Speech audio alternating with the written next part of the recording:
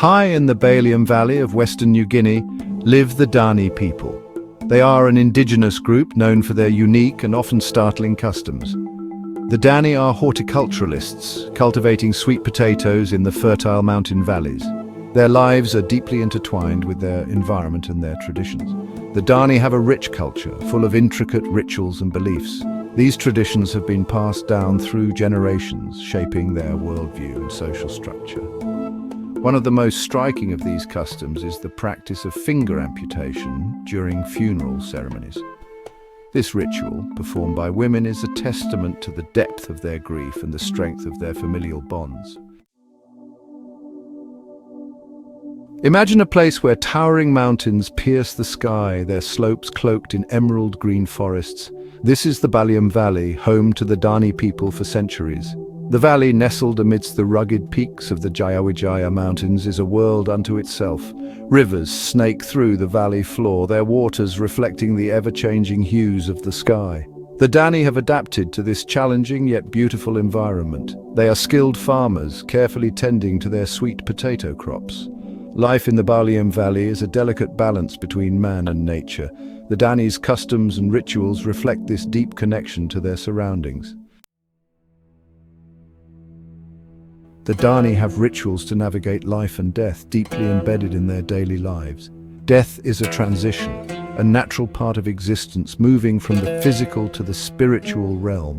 The spirits of the deceased influence the living, offering guidance and protection. The community honors the deceased, ensuring their smooth transition to the afterlife. Rituals guide and comfort the spirit on its journey.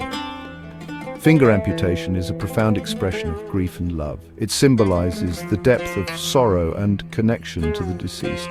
An act of sacrifice, a testament to enduring kinship bonds. The ritual acknowledges both physical and emotional pain, helping the Dani cope with loss. When a member of the Dani tribe dies, the community comes together to honor their life and mourn their passing in a deeply symbolic manner. Female relatives, adorned in traditional attire, participate in a unique ritual passed down through generations. They amputate portions of their fingers as a testament to their grief and respect for the deceased. This act is typically performed by the mother, wife, sisters, or daughters of the deceased. The daughters often feel a deep sense of duty, believing it helps guide the spirit of their loved one to the afterlife. The process is carried out with the help of other women in the community. Using a crude tool, they sever the top portion of a finger joint. The severing of the finger is done with great care and precision. The wound is treated with traditional herbs to prevent infection. This act of self-mutilation is a profound expression of love and loss. The entire community gathers to witness and support the women, creating a collective space for mourning and healing. Following the amputation, the community engages in traditional dances and ceremonial songs celebrating the life of the deceased. As the sun sets over the Dani village, the ritual comes to a close, leaving behind a community united in their grief and strengthened by their shared traditions. Section 5. Severed fingers, a physical manifestation of emotional pain. The Dani believe that the physical pain of finger amputation reflects the emotional pain of losing a loved one. This ancient practice is deeply rooted in their cultural traditions and serves as a profound expression of their sorrow and mourning. By enduring this pain, the women are demonstrating the depth of their grief and their commitment to the deceased. The ritual is not just a personal act of mourning, but a communal one, where the entire tribe comes together to support and share in the sorrow of the bereaved. Each severed finger joint is a tangible reminder of the person who has passed. These physical markers serve as a constant, visible testament to the love and connection they shared with the deceased. It serves as a physical manifestation of their loss. The missing fingers are not just symbols of pain, but also of the enduring bond that transcends death. The act of cutting off a part of their body is also symbolic of the desire to accompany the deceased into the afterlife.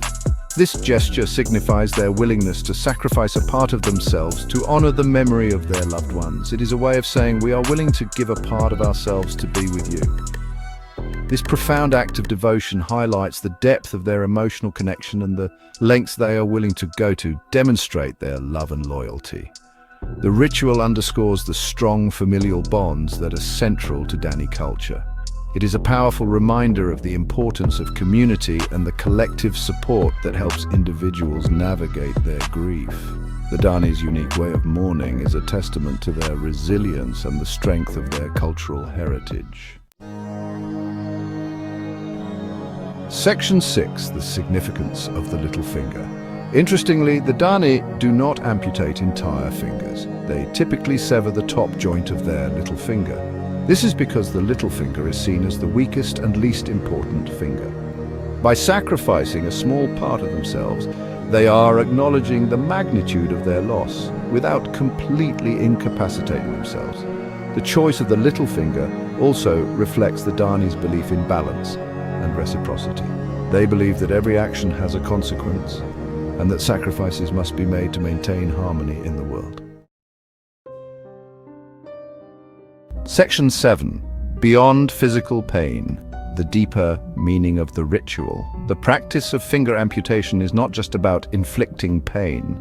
It is a deeply spiritual ritual that serves several important purposes. Firstly, the Dani believe that the severed fingers appease the spirits of the dead. They believe that by offering this sacrifice, they can prevent the spirit from haunting them or causing misfortune. Secondly, the ritual is a way of strengthening the bonds between the living and the dead.